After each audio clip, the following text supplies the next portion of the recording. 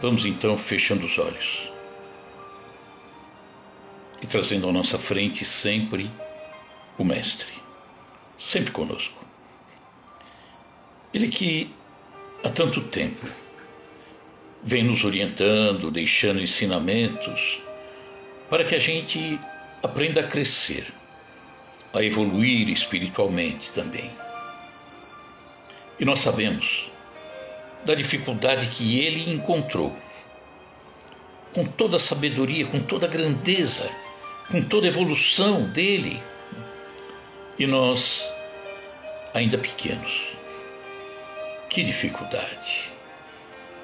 Entretanto, ele encontrou a forma de nos deixar uma mensagem, com vários segmentos, e que ao longo da nossa caminhada, tantas encarnações, a cada instante vamos tirando novos ensinamentos da mesma coisa que lemos nas anteriores. Entretanto, os ensinamentos são novos, são mais amplos. Que sabedoria de Jesus! As parábolas que precisam ser compreendidas pela humanidade. Que a humanidade aprenda a tirar todo o entendimento, todo o proveito daquilo que cada parábola é capaz de nos trazer. Só que para trazer é necessário que tenhamos bagagem, tenhamos um entendimento inicial para que ele possa crescer em razão daquilo que nós compreendermos ao longo de cada parábola. Te agradecemos, Jesus. Te agradecemos sempre por tanto carinho, por tanta amizade. Que assim seja, graças a Deus. Boa noite a todos. Sidoca, Marco Antônio Saba. Ô Saba, como é que está? Tudo bem? Tudo em ordem? E a todos que estão aí que a gente não consegue ver, né? Hoje nós vamos falar sobre Jesus e as parábolas, que não são tão compreendidas pela humanidade, né? E nós vamos ver ao longo do trabalho como é possível a gente aprender, porque a mensagem é tão grande. Então, vamos lá? Vamos. E nós vamos começar com uma história, uma pequena história. Diz que a verdade era amiga de um sultão. E essa verdade, ao tomar conhecimento que dentro do palácio do sultão havia um ministro que desviava recursos advindos dos impostos, e ele desviava, roubava. E a verdade, ao tomar conhecimento, queria falar com seu amigo sultão, para poder falar com ele. Olha, tome uma providência. Então, a verdade decide ir até o palácio do sultão. Chegando às portas do palácio, um guarda, que aliás estava mancomunado com o ministro que estava roubando os recursos, esse guarda da porta pergunta à pessoa, à mulher que estava ali: pois não, eu quero falar com o sultão. Qual o seu nome? Olha, diga a ele que é a verdade. Ele me conhece. E o soldado pediu para aguarde aqui na rua. Foi procurar o ministro. Afinal de contas, eles estavam mancomunados. Chegando no ministro, ele diz: ministro, tem uma mulher aí e quer falar com o sultão. Qual o nome dela? Ela disse que se chama Verdade. Verdade? Meu Deus! Se a verdade entra aqui no palácio, o sultão vai ficar sabendo que nós estamos roubando. Como que essa mulher está? Ministro, ela está nua. Afinal de contas, a verdade é nua, né? Nua e crua, como se fala. Então diga para ela que nessas condições ela não pode ir até o ministro, até o sultão. E o guarda vai, dispensa a verdade e manda embora. Oh, nessas condições não tem como. No dia seguinte, ela chega novamente às portas do palácio. Gostaria de falar com o sultão. Pois não, a quem devo anunciar? Ah, diga que aqui é a realidade. Realidade? Tá, a senhora aguarda aqui. E correu, foi até o ministro. Ministro, agora é outra mulher que está aí. Qual o nome dela? Ela disse que é a realidade. Meu Deus! Se a realidade chega até o sultão, nós estaremos perdidos. Ele saberá do que está acontecendo aqui dentro. Como que essa mulher se veste? Ah, maltrapilha, suja, os cabelos todos enrolados. Afinal de contas, a realidade ali no palácio era terrível, era feia. Então vai lá e diga para a realidade que nessas condições o sultão não pode recebê-la. O soldado voltou e dispensou a realidade. Dia seguinte, chega a fábula. E o soldado para, pois não, a quem devo anunciar? Diga ao sultão que é a fábula. Fábula? Um minutinho. Deixou a fábula esperando na rua, foi até o ministro. Ministro, tem outra mulher aí na porta. Ai, meu Deus, o sultão vai ficar sabendo quem é essa mulher. Ela disse que é a fábula. A fábula? Mas como que ela está? Ah, ministro, ela está com uma roupa linda, toda cravejada de brilhantes. À frente, vem 2 arautos trazendo uma urna cheia de moedas de ouro. A carruagem dela é ouro puro.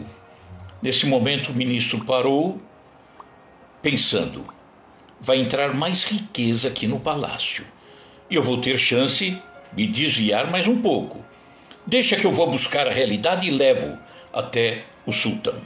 E o próprio ministro foi, pegou a realidade, trouxe até a frente do sultão.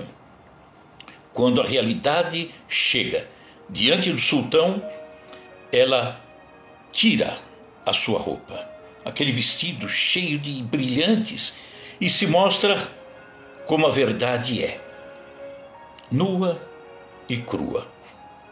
E o sultão, através da sua amiga, a verdade, toma conhecimento de tudo aquilo que estava acontecendo. O ministro foi preso. Os recursos foram devolvidos à comunidade através de benefícios. Essa historinha está nos mostrando que a verdade, nem sempre pode ser apresentada de imediato. É difícil apresentar a verdade a alguém de imediato. Por quê? Porque muitas vezes a verdade faz com que a pessoa ofereça obstáculos. Porque a verdade muitas vezes fere interesses. Como eu estou vivendo a minha vida? Não, se a verdade vier aqui eu estarei perdido. Exemplo, eu sou um vendedor e eu vendo lá farinha, arroz, feijão, e alguém vem e pede a mim, eu quero 1 quilo.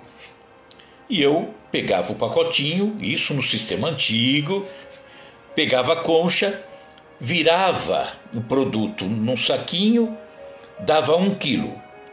Mas na hora de tirar a concha, eu trazia um pouco do produto. E eu entregava 900 gramas como se fosse 1 quilo. E aí a verdade chega e me mostra que eu estou lesando, eu estou roubando. E agora? A verdade vai fazer com que o interesse que eu tinha em enriquecer daquela forma, agora está balançando. O que eu vou fazer? Eu vou aceitar a verdade ou eu vou continuar lesando as pessoas? Olha o que a verdade faz, né? A verdade também, quando chega até as pessoas, muitas vezes derruba conceitos. Eu tenho conceitos estabelecidos dentro de mim, acredito que eu conheça a verdade e de repente aquela crença que eu tenho já não está se mostrando satisfatória. Eu descobri uma verdade nova. E agora? Quero continuar na velha ou conhecer a nova? A verdade escancara vícios. Preciso me modificar. A verdade vem e diz: você precisa mudar, rapaz. Tem que arranjar uma nova forma de entender as coisas, de fazer as coisas. Você precisa se melhorar. Que vícios? Eu adoro fofoca, por exemplo. E quanta coisa a mais que eu vou fazendo e a verdade vai me mostrando que eu estou errado, que eu preciso me modificar, porque eu não conhecia a verdade. A verdade, quando chega, ela vai me alertar a respeito de comodismos, né? Será que eu faço tudo que posso? Poderia fazer mais, talvez? Será que eu não preciso fazer mais? Nós, que conhecemos a doutrina espírita, sabemos que, quando viemos para cá, nós assumimos um compromisso de corrigir coisas, de melhorar relacionamentos. Entretanto, muitas vezes, eu prefiro o sofá da sala. Tudo bem, uma vez ou outra, tranquilo, mas sempre? Só? Não, aí não dá. Aí a verdade vem e me diz: sai daí, rapaz, vai trabalhar, vai fazer aquilo que você precisa fazer, né? Mas eu prefiro muitas vezes não me envolver com essas coisas. Jogo tudo para cima dos outros, eu quero ficar fora. Olha a dificuldade, muitas vezes, da verdade entrar no nosso coração. Quantos obstáculos. E aí nós falamos da fábula, que foi a última, que teve a chance de chegar para depois se mostrar como verdade. Então vamos lembrar de La Fontaine. La Fontaine, que conhecemos na escola, né? Os contos de La Fontaine, as fábulas de La Fontaine, que é o pai da fábula moderna, né? Ele também, La Fontaine, recontava fábulas daquele que era o verdadeiro pai das fábulas, Esopo, lá na Grécia Antiga. Vamos ver Fedro,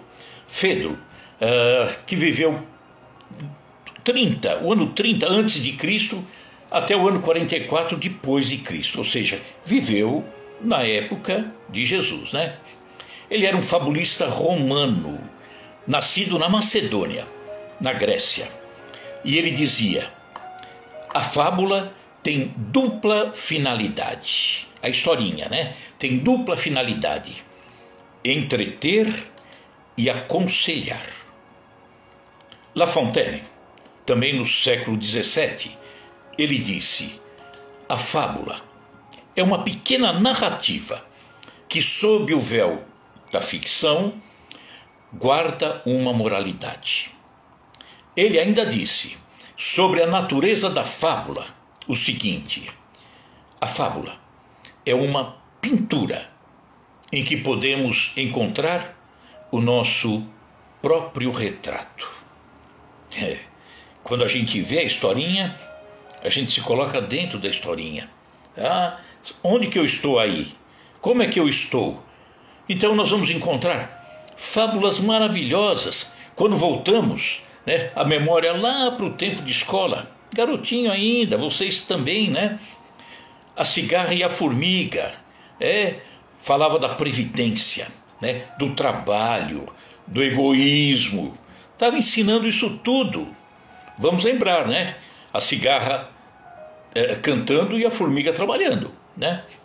Tanto que nessa historinha, só para lembrar, Bocage é o grande poeta português. Olha o que ele traduziu a respeito dessa fábula, né? Da cigarra e a formiga. Ele escreveu assim: tendo a cigarra em cantigas, passado todo o verão, achou-se em penúria extrema na tormentosa estação. não lhe restando migalha que trincasse a tagarela, foi valer-se da formiga que morava perto dela. Rogou-lhe que lhe emprestasse, pois tinha riqueza e brilho, algum grão com que manter-se, até voltar o aceso estio. Amiga, diz a cigarra, prometo, a fé da animal, pagar-vos antes de agosto os juros e o principal. A formiga nunca empresta, nunca dá, por isso junta. No verão em que lhe davas? A pedinte ela pergunta, que você fazia, cigarra? Responde a outra, eu cantava, noite e dia a toda hora. Bravo, torna a formiga, cantavas? Pois dance agora.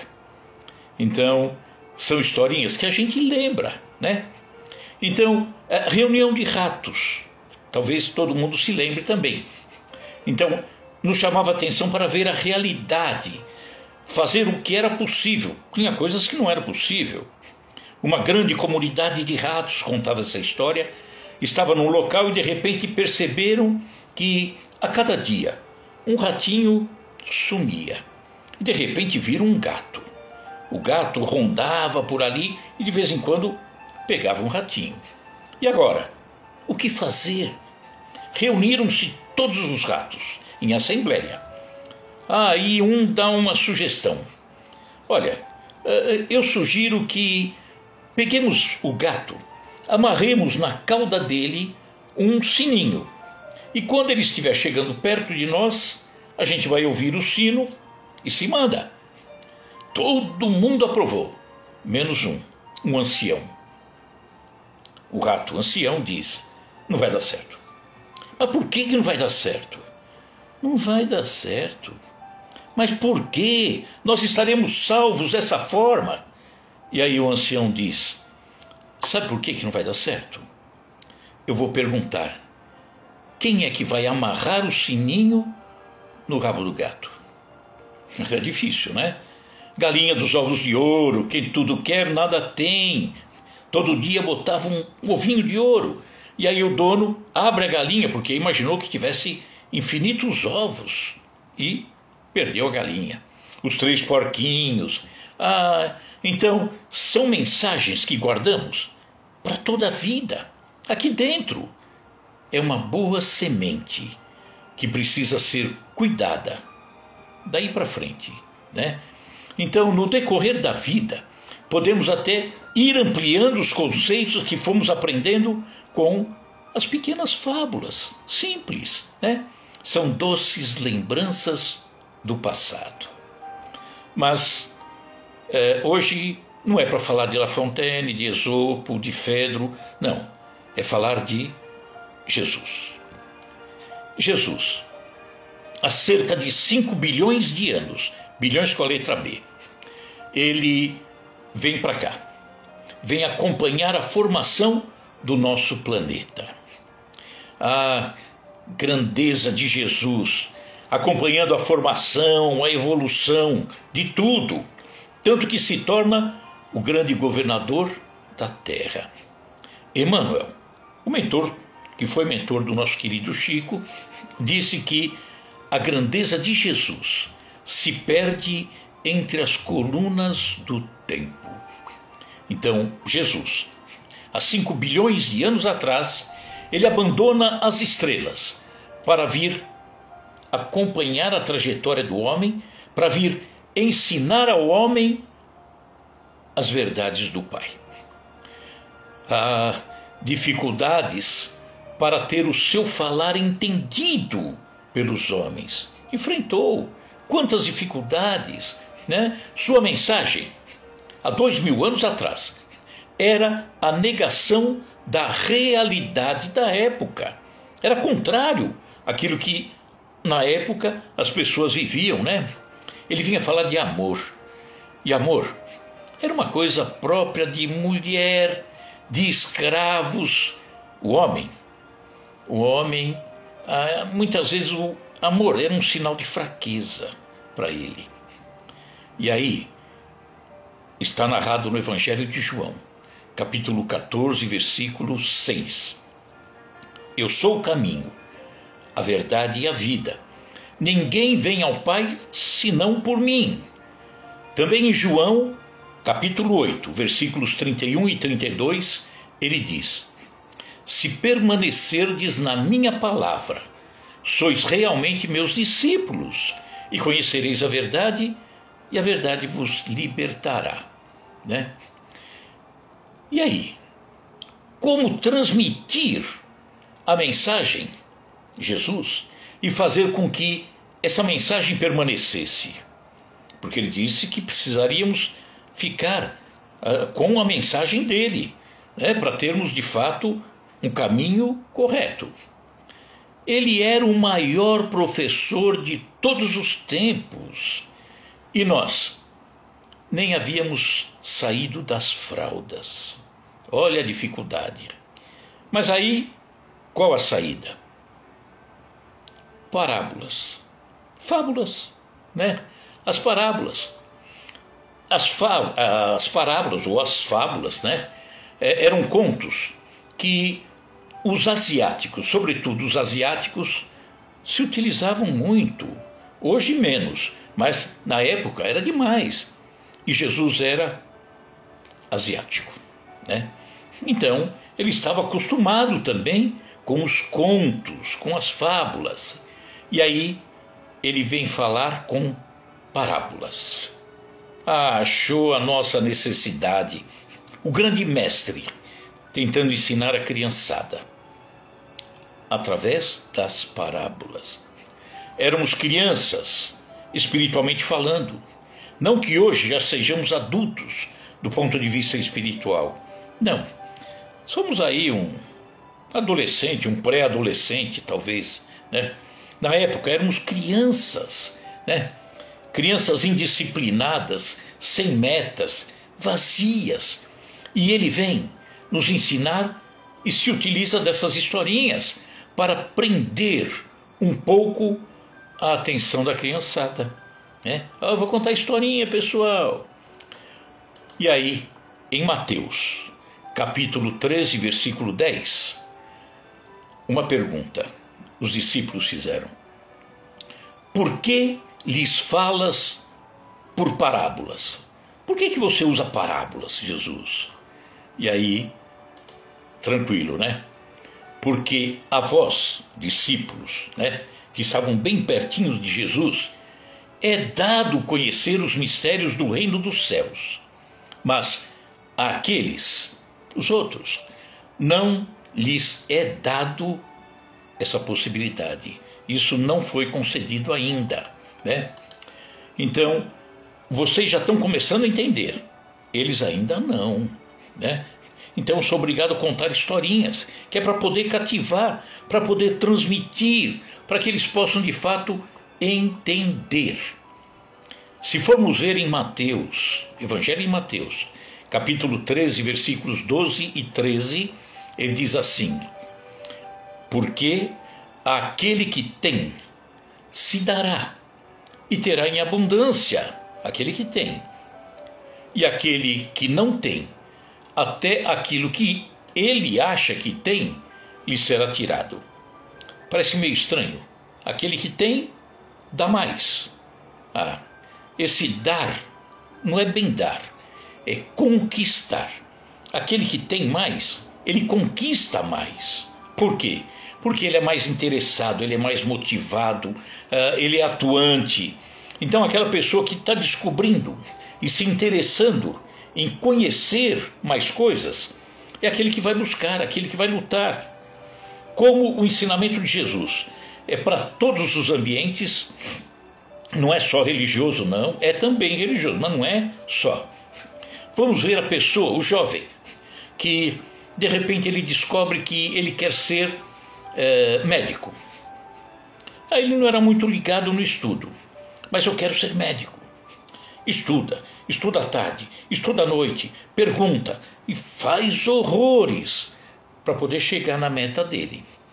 Então, é dado a ele ou ele é quem conquistou essa oportunidade? Conquistou, e por isso que ele vai buscar. Mas aquele que não tem, até aquilo que ele pensa ter será tirado. Tirado é perdido, esquecido. Ah, mas eu já estudei. Vai perder, por quê? Porque ele não usa para nada, não se interessa. É um sujeito desinteressado, desmotivado, distante. Então, Jesus usa, né, essa forma de falar para transmitir coisas que, se formos ao pé da letra, muitos não vão entender, né? E aí continuou Jesus: por isso lhes falo por parábolas. Por quê? Eles, vendo, não veem, e ouvindo, não ouvem nem compreendem, né? Porque muitos estão, portanto, distantes, são infantis, desatentos, desinteressados. Então ele vai falar por parábola, porque eles não estão prestando muita atenção. De repente uma historinha chamou a atenção e aí ele fica preso na historinha, né? Repara, as crianças pequenas. Quando você quer segurar a criança, cativar a criança, mantê-la mais sentadinha, vou te contar uma historinha. E aí ele fica. Parábola, né? Então o propósito das parábolas é revelar as verdades ocultas do reino de Deus. Porém, não a todos. A parábola está à disposição, mas muitos não querem nem saber, né? Não querem procurar o sentido delas. Ao coração honesto, essas historinhas, né, ilustrativas trazem mais luz, mas aos orgulhosos e rebeldes elas geram confusão. Eu não sei o que é isso. Em Mateus 11, versículo 25, está assim: naquela ocasião, em resposta, Jesus proclamou: graças te dou, ó Pai, Senhor dos céus e da terra, pois escondeste estas coisas, aquilo que ele ensinava, escondeste dos sábios e cultos e as revelaste aos pequeninos. Então dá a impressão que Deus tinha uma atenção especial para os pequeninos e desprezava os sábios e cultos, né? Não dá para ir ao pé da letra. É que os humildes encontrariam mais liberdade para buscarem essa mensagem, sem grandes impedimentos. Coração mais aberto, os sofrimentos já propiciaram a ele a busca de uma coisa nova que lhe traga um conforto, né? E as dificuldades, então, são benéficas nesse ponto. Jesus, quando começa a divulgar o Evangelho há 2000 anos, em Israel, lá na Palestina, né? Na Palestina, ele começou não pela Judéia, onde fica Jerusalém, que era um local rico, onde a religião, o judaísmo prevalecia, o poder romano imperava ali de uma forma tão firme. Jesus começou a distribuir o Evangelho na Galileia, lá em cima. Era o local mais pobre, local mais humilde, local mais sofrido, local distante do poder do judaísmo, poder romano, local dessas pessoas pobres, onde a semente que era jogada, muitas vezes o solo daquelas pessoas, o coração, estava regado pelas lágrimas do sofrimento. Então, normalmente, os humildes são aqueles que estão sedentos de uma informação nova, que traga um consolo. Os orgulhosos, muitas vezes entendem que se ocupar dessas coisas é perda de tempo. Eu tenho mais coisas, eu tenho a vida para ganhar, eu tenho que tirar proveito daqui, tenho que lucrar lá, e não dá valor nenhum, às vezes, às coisas que são relacionadas à alma. O Evangelho do Reino, está assim, moldado, feito para atrair e informar os humildes, enquanto, infelizmente, acaba afastando e confundindo os orgulhosos. Não pela culpa do Evangelho, pela culpa dos orgulhosos, né? Óbvio. Exemplo, os orgulhosos, aqueles que pensam só em si, só nas coisas da matéria, por exemplo, têm dificuldades para conceder o perdão. Só pensa nele. Praticar a caridade, só pensa nele. Compreender as aflições dos outros, ele só pensa nele, né? Como que ele vai entender um evangelho que fala de amor, de perdão, de caridade? Não vai. Então, eles se afastam das orientações vindas dos evangelhos. Não é que o evangelho afasta, é ele que se afasta de uma mensagem melhor, né? Ouvir a palavra de Deus, que está no evangelho, é uma experiência dinâmica. Está sempre mudando, sempre crescendo. A palavra de Deus é como o sol. O sol derrete a cera, ou seja, amolece o coração. O sol endurece a argila, ou seja, endurece o coração daquele que fica insensível, que não quer saber de nada. Só que ficar insensível ou buscar o entendimento é a escolha do estudante, não do professor. Então aquele que está querendo modificar, aquele que está querendo ter uma vida melhor, legal, né? Um convívio mais legal com as pessoas, ele vai ter que buscar se adaptar da melhor forma, né? Então, as parábolas não tornarão o orgulhoso um coração humilde, mas podem tornar humilde um coração orgulhoso, se estivermos dispostos a permitir.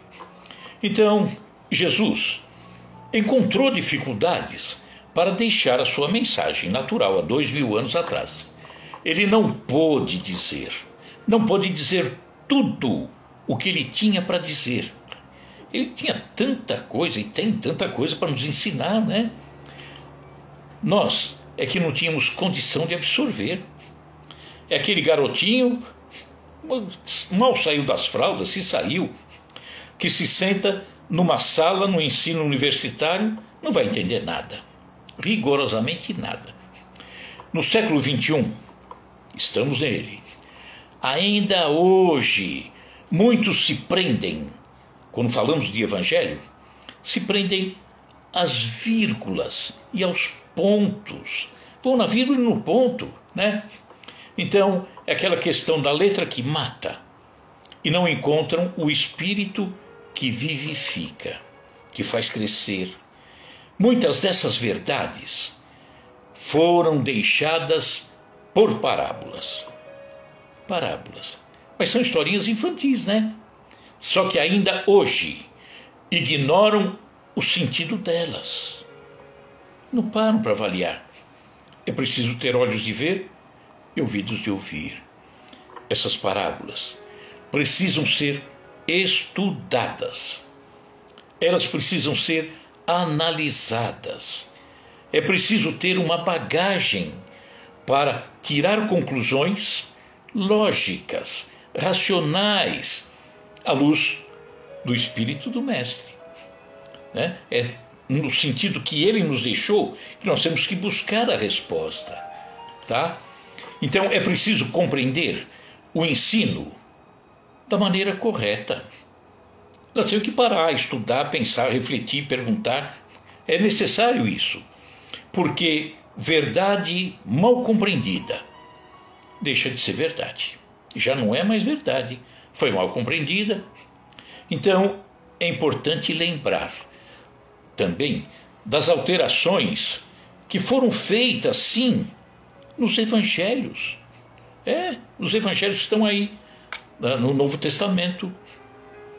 Alterações feitas por volta, a partir do século IV, do quarto século.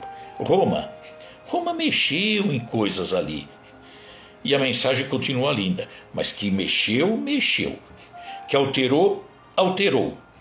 Coisas que foram tiradas, foram deturpadas ali dentro. Então é necessário que a gente estude, que a gente raciocine para ter um entendimento tal que, pô, isso aqui não tá me cheirando bem. Ó, colocou isso aqui tem problema, né? Eu não sou obrigado a aceitar. Eu entendo que eu sou obrigado a raciocinar, né? E aí, de uma maneira bem consciente, bem estudada, né? Bem madura, eu digo, isso aqui eu aceito, aquilo lá não. Que tenho todo o direito. Nem direito, é obrigação, né? Então eu tenho que saber segregar aquilo que não está legal daquilo que está legal. É por isso, Jesus já previa isso. Ele disse que a planta que meu pai não plantou vai ser arrancada. Vai ser arrancada por quem? Por nós. Olha, essa planta, ou esse tópico que está aqui no Evangelho, isso aqui não tem nada a ver com Jesus. Não tem nada a ver, arranco fora. Ah, mas está escrito. Tudo bem, está escrito, mas eu não aceito. Tenho direito. Coisas foram mexidas a partir do século IV, tá? Por Roma. Então, em tudo é necessário fazer os confrontos, os devidos confrontos. Vamos ver coisas que não fazem o menor sentido e que hoje muitos segmentos religiosos não é condenando de forma nenhuma, mas é constatação, né? Os atributos de Deus, por exemplo. Quais são os atributos? O que é Deus? Quais as, entre aspas, qualidades de Deus, né? Vamos pensar assim. Então, Deus, ele é infinitamente bom, infinitamente justo, não é? Por que ele é bom e justo?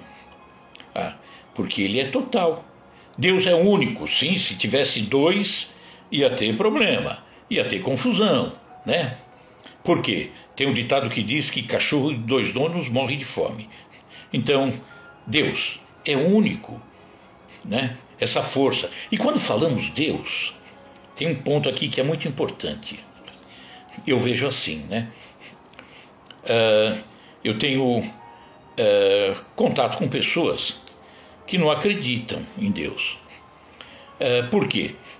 Porque eles continuam imaginando que quando se fala de Deus, a gente está falando daquele Deus antigo, aquele Deus que punia, que apontava o dedo, aquele Deus que estava escondido para te acusar, aquele Deus que está lá no Velho Testamento, que toma partido. Olha, ele foi em favor desse exército e deixou o outro exército na mão. Coisas que ainda vigoram no dia de hoje, no entendimento de muitas pessoas. Jogador de futebol termina uma partida, vai entrevistar, e aí, você ganhou, tal? Oh, graças a Deus, Deus estava conosco. Mas estava com você, não estava com o outro perdeu. Como é que fica, né? Então, entender Deus é muito diferente daquele Deus do passado, né?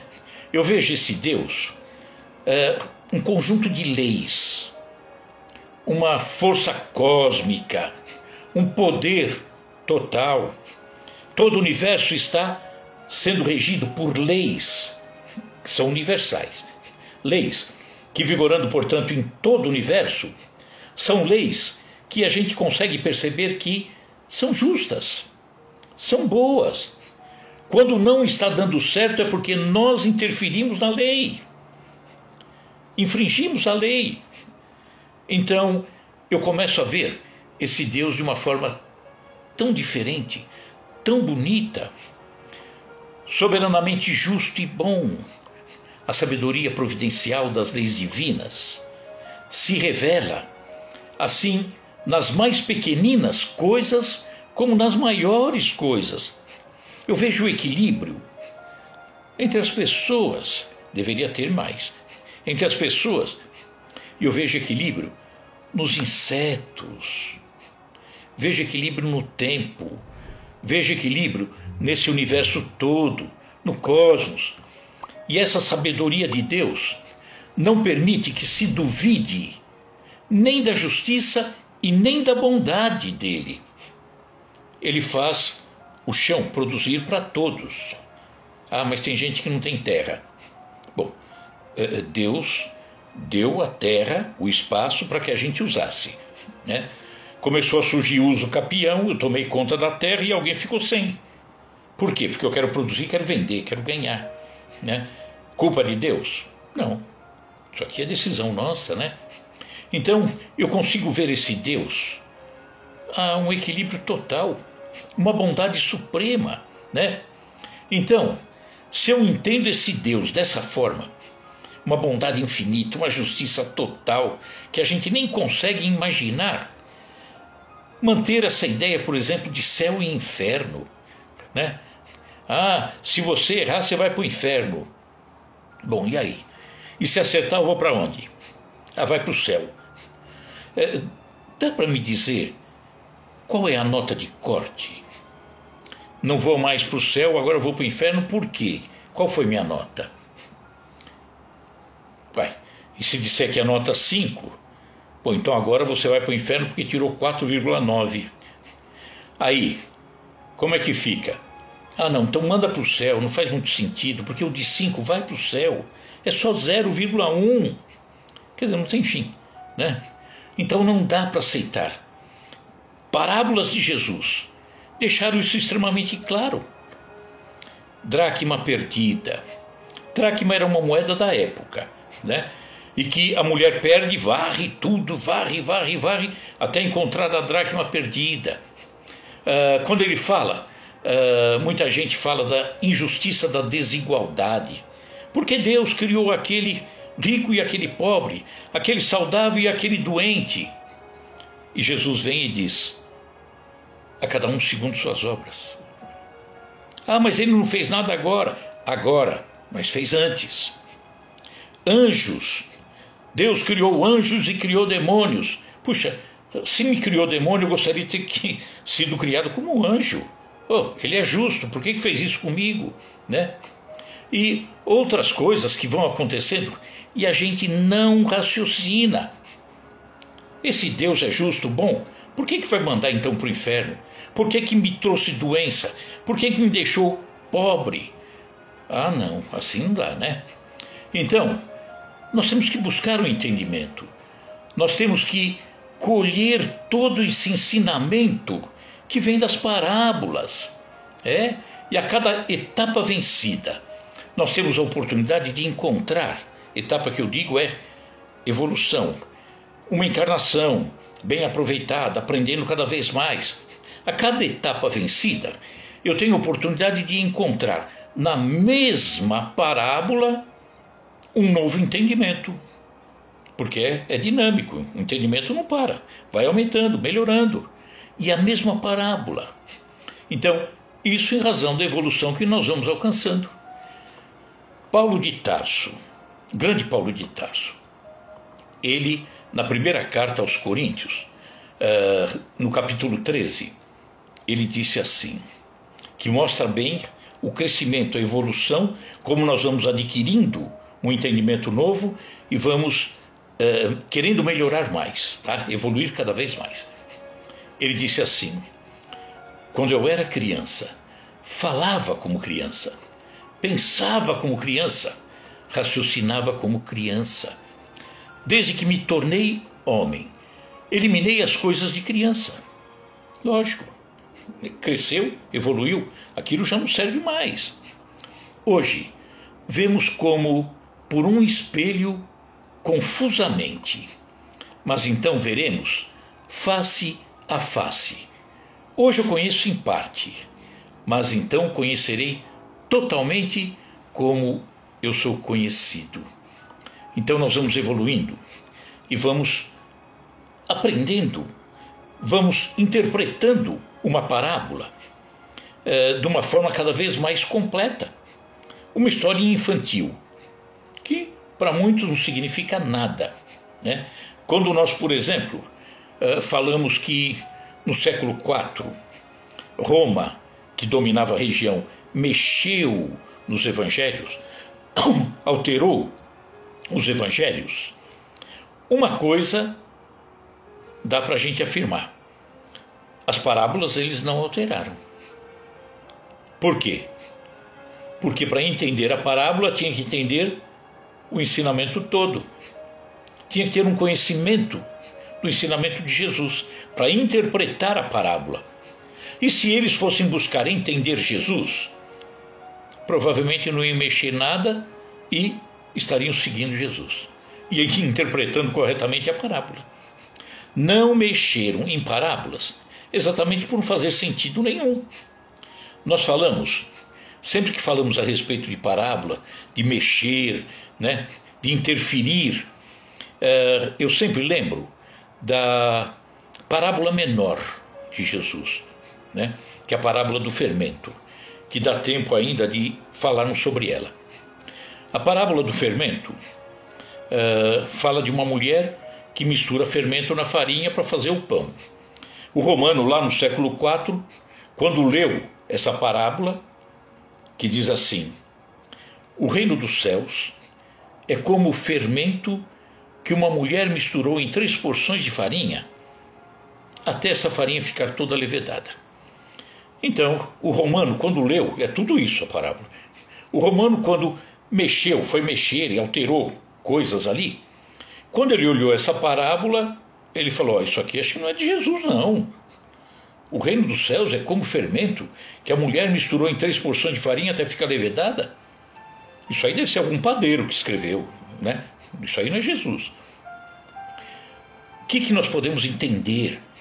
Essa parábola eu acho tão linda, e ela é pequena e ela é tão linda que nos chama a atenção, né? Uma historinha simples. Reino dos céus. O que você entende por reino dos céus? Talvez você entenda o céu, aquele local com cerca, local demarcado, aquela coisa toda, né? Aquele céu do passado. Reino dos céus é quando teu coração está em paz. Reino dos céus é quando você está sereno. O reino dos céus você encontrou quando você aprendeu a amar, a servir, a orientar. Está tudo bem, a consciência está legal. O reino dos céus está em você. Você não precisa desencarnar para chegar no reino dos céus, dá para chegar agora. É possível ter o reino dos céus aqui e agora, né? Então, nessa parábola ele diz: o reino dos céus, ou seja, a pessoa equilibrada, serena, em paz, né? Feliz consigo mesmo e feliz com os outros.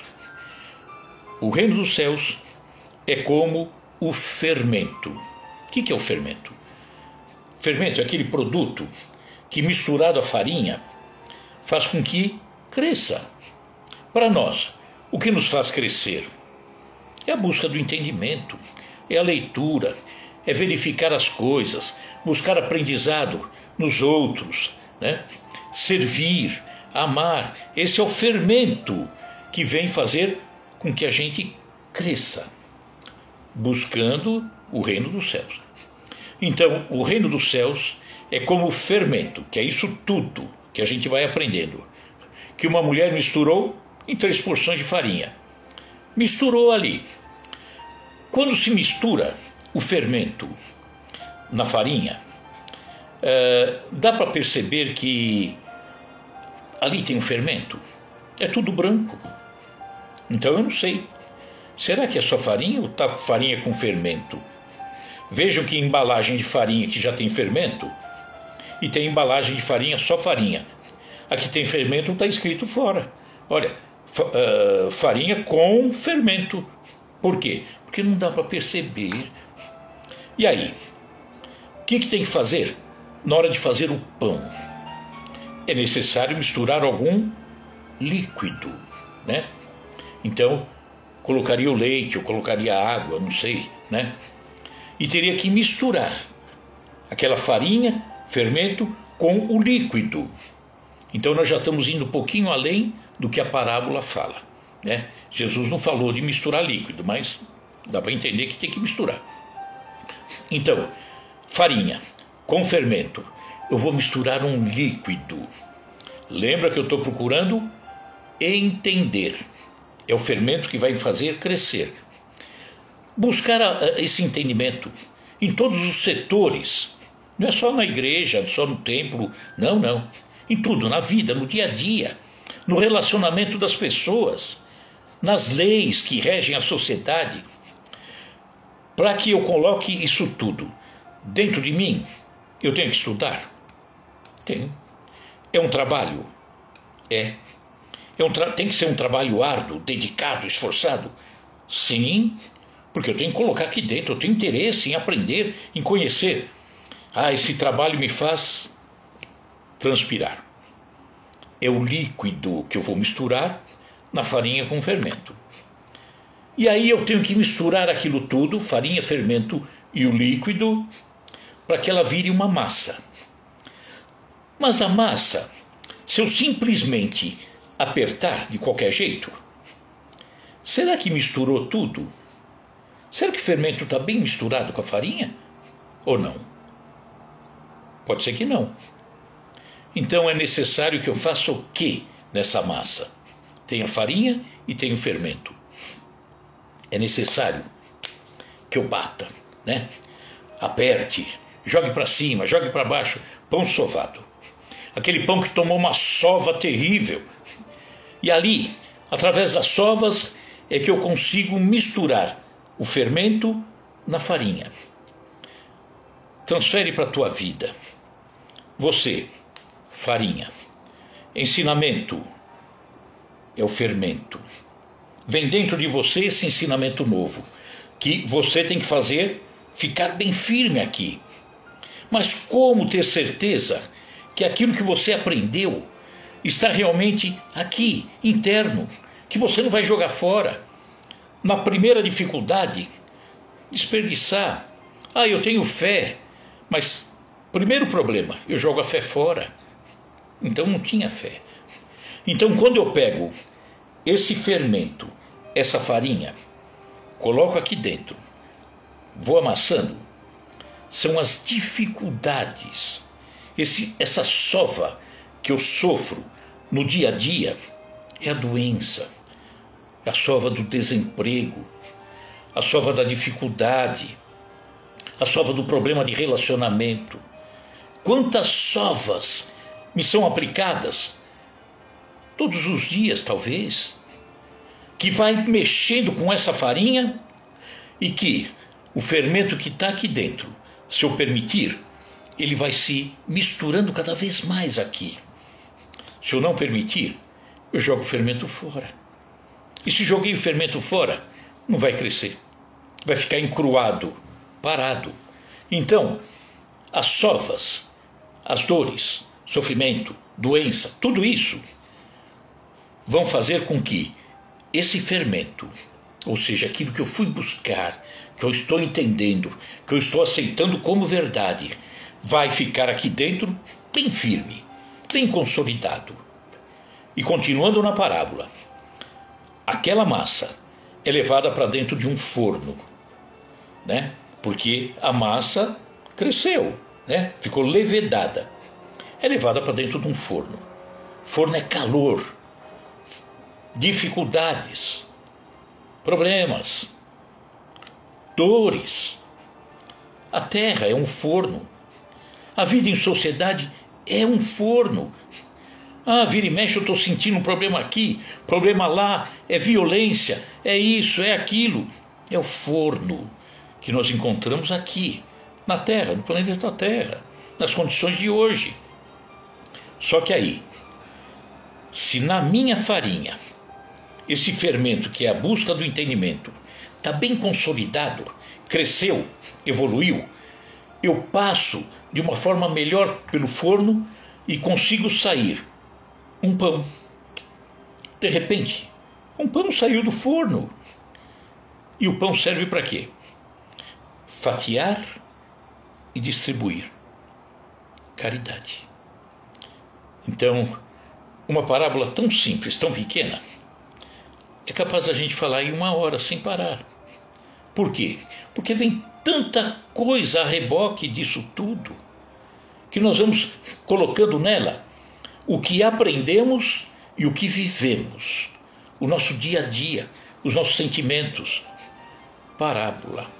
Por isso que a parábola é dinâmica. Jesus escreveu há 2000 anos e ela tem vida. Precisa ser analisada. Só que eu não consigo tirar conclusões se eu não sei o que é reino dos céus, se eu não sei o que é perseverar, eu não sei tanta coisa que ele me mostrou e que eu fui raciocinando e que fui colocando dentro de mim a minha verdade, baseada naquilo que ele orientou, mas a verdade é minha, porque eu construí. Quando leio a parábola, não leio, estudo. E quando estudo a parábola, eu tiro um ensinamento que vai cada vez mais preenchendo aqui dentro. Próxima encarnação, voltando, ao ter contato com a mesma parábola, eu já passei por outras experiências. Aprendi outras coisas que hoje ainda não aprendi. E ao ler a parábola na outra encarnação, possivelmente o meu entendimento será ainda maior, porque estou estudando a parábola. Então, convite que faço a todos vocês: estudar Jesus, né? Buscar esse entendimento, né? Que é possível tirar. E aí, vocês vão ver como é gostoso analisar, estudar, compreender cada parábola que o mestre deixou, tá? Vamos encerrando, que já deu. Vamos então fechando os nossos olhos e trazendo à nossa frente Jesus. Nós somos a farinha. Jesus é o grande fermento que precisamos colocar cada vez mais em nós, mas colocar de uma forma bem decidida, não de forma leviana, porque de forma leviana a primeira dificuldade eu pulo fora e vou para outras coisas que vão me interessar aqui, nesse momento, talvez mais do que as coisas da alma. Então, que aprendamos a colocar esse fermento, Jesus, dentro de nós, para que venhamos a ser bons irmãos, bons alunos, bons professores, bons cidadãos, bons políticos. Tudo isso é Jesus, porque Jesus lida com tudo isso. Jesus está em toda a terra. E quando vamos aprendendo com ele, esses ensinamentos tão belos, não são ensinamentos necessariamente para nos deixar de joelhos no chão só. Não, de forma nenhuma. São ensinamentos para não nos deixar de braços cruzados. Aí sim, trabalhando, servindo, mudando. O mundo só muda se cada um de nós, interiormente, se modificar.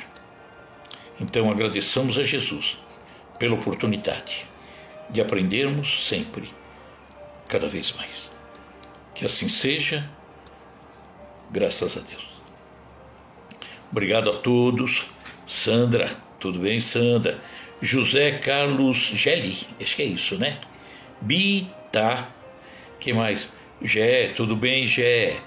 Andréia Haddad, tudo bem? Obrigado por ser a nossa formiga de toda... Tá, obrigado, André. Tá bom?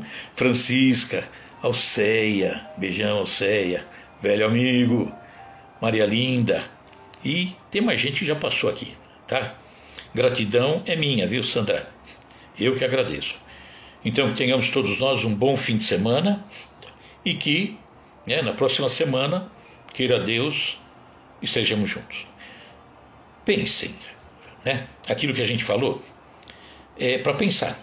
Serve, é bom, vai buscar. Não, não é bom, esqueça, tá?